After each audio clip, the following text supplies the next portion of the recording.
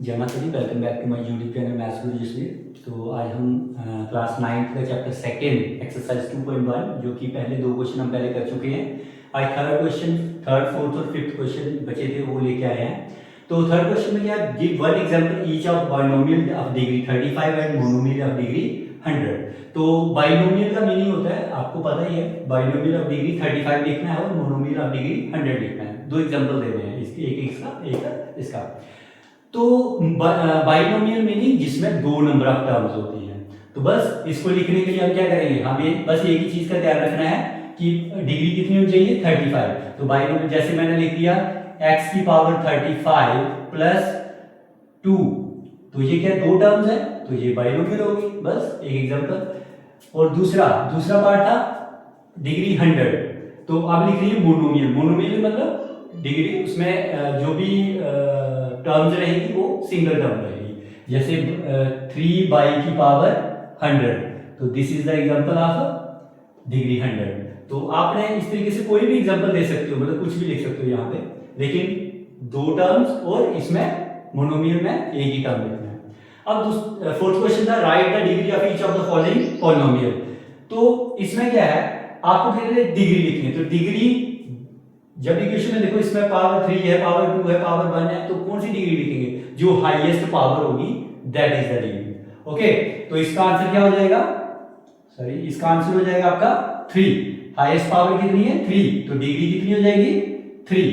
इसका क्या हो जाएगा, इसमें कितनी पावर है 2, हाईएस्ट डिग्री कितनी हो जाएगी 2।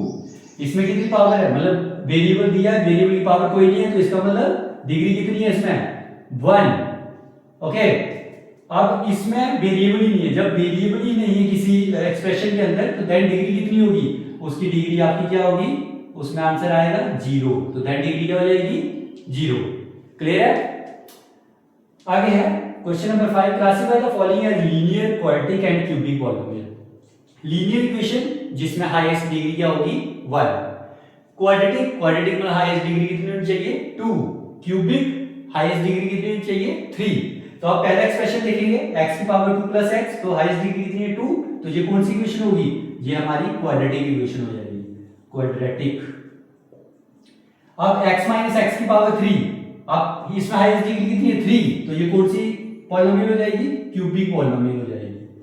ओके, अब देखो y plus y square plus 4, इसमें हाईएस्ट डिग्री 2, तो ये कौन सी हो जाएगी, क्वाड्रेटिक पॉलिनोमियल हो जाएगी। अब 1 प्लस x, इसमें हाईएस्ट डिग्री कितनी है 1, मतलब x है वेरिएबल, तो उसमें एक ही डिग्री पावर है, तो इसका मतलब कौन सी हो जाएगी लीनियर। ऐसी इक्वेशन कौन सी हो जाएगी लीनियर। 3t मतलब डिग्री कितनी है 1, तो इसका मतलब ये भी लीनियर पॉलिनोमियल। अब इसमें r स्क्वायर, तो हाईएस्ट डिग्री कितनी है, देखो टर्म जितनी मर्जी हो, 1 और 2 3 हो, टर्म से मतलब नहीं है, हमें देखना हाईएस्ट पावर कितनी है। जितनी हाईएस्ट पावर 2 हाईएस्ट पावर है, तो क्वाड्रेटिक हो जाएगी, क्वाड्रेटिक।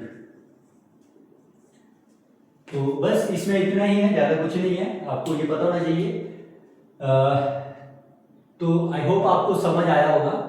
अगर कोई डाउट होगा आप मैसेज करके पूछ सकते हैं। तो नेक्स्ट एक्सरसाइज नेक्स्ट वीडियो में लेके आएंगे, तब तक के लिए थैंक यू।